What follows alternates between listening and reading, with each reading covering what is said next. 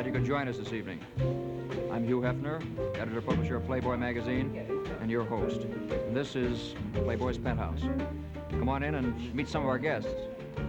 Well, here we have Eleanor Bradley and Miss Joyce Nazari, two of our most popular playmates, and Lenny Bruce, foremost exponent of sick humor and...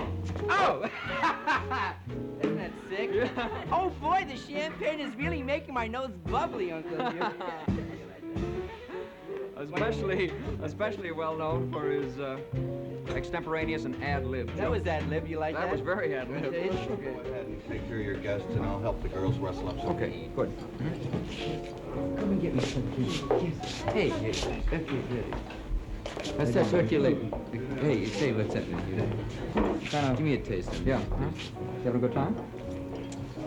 Yeah, it's good. I'm beat there. That's it? Yeah.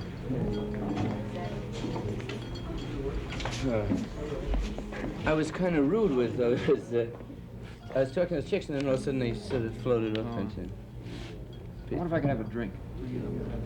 Maybe. It's the kind of an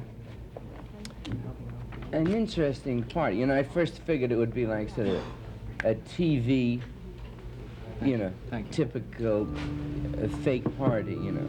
But it's got a good party feeling to it with some pretty chicks, you know, which is a good composite, you know. Well, the girls, and we serve real liquor, and it does the trick. Do you think you'll get any objection, you know, drinking on the show? I don't think I've ever seen that on the show. Do you think that'll be objection? We'll find out.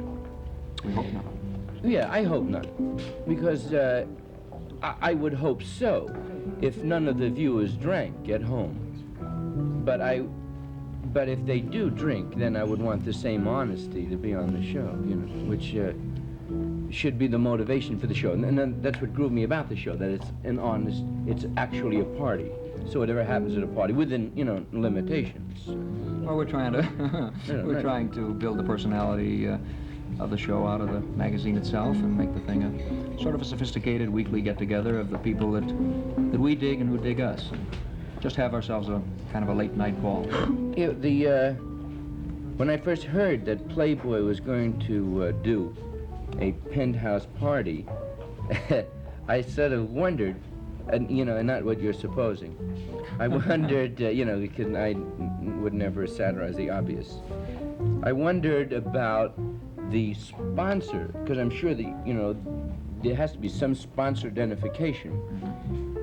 And I was wondering about the sponsor. Will the sponsor out there say, well, Playboy is very chic and, as you said, sophisticated. The magazine is filled with car coats, sports cars, and there's a prospective sponsor out there. Do you figure that your viewer, suppose he can't afford the sports car, the sports coat? Well, I've been thinking about that. And I'm glad that you've got some guts. You're not interested in the people that don't have any money.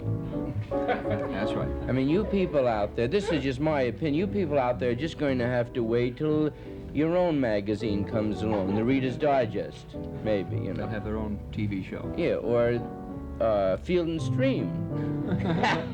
That'd be good. Field and Stream, the playmate for December has a duck in her mouth. And she comes out with me sort of a group. Let's see the magazine. Let's see. This is the October one. With Eleanor on the cover. Yeah, well, no, let me get a later one. Let me get a later Playboy here. Okay.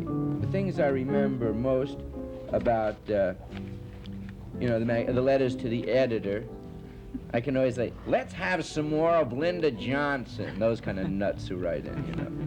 And that's always Linda Johnson writing in. Or her mother, right? Yeah, Ralph Johnson.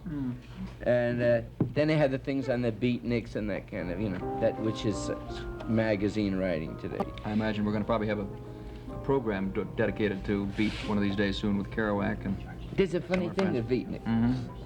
I went by a coffee shop thing. So there's a guy with a beard there, you know, and I used to speak strictly in the hip idiom. So the guy's got the beard, I figure I'll relax him, I'll talk hip. So I was like, what's shaking, baby? And he started talking Jewish. He was a rabbi. Which is like pretty... You can't tell some of this. Yes, in fact, that's good. Can't tell with beards these days. Before, you know, I admire Spectrosky very much, and I like you. And I thought later, when we were talking early with Nat Cole, that I seemed a little hostile. And I wasn't. I didn't want that to come across.